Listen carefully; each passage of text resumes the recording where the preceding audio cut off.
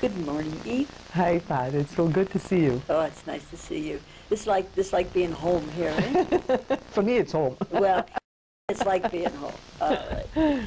Eve, I would like to ask a few questions relating to the history of the faith. You were been a Baha'i now since 1974. Okay. Now I know you were a devout, practicing Christian. What were your struggles in accepting, or did you have any struggles in accepting Baha'u'llah? The real struggle was not in accepting Baha'u'llah. Remarkably, I accepted Baha'u'llah in the priory of the Roman Catholic Cathedral, in fact. And, but the struggle came after. It was after that. Because at the time in Barbados, there were no people who were Baha'is who had come from the very strong religious background that I had had, and so didn't understand what it meant, you know. And I always say, for example, I knew no Baha'i prayers, but I could sing 3 masses in Latin, for example, having had a convent education for 13 years. So that was the biggest struggle. It was for me, having made the leap in one area, to close the gap. All right. And I felt very much alone in having to achieve that. Well, what was the Baha'i community like in those days that you jumped into?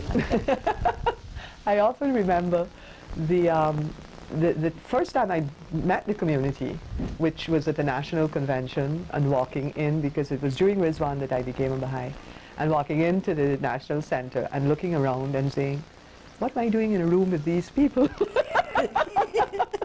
So that was the sort of first thing. Again, I knew everyone.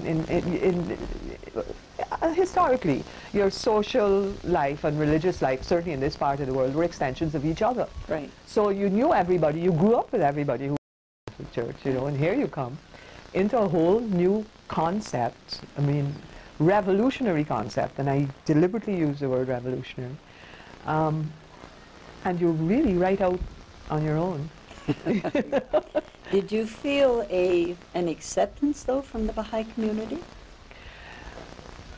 It's difficult to answer that. And I would say in the context of being a Baha'i, no.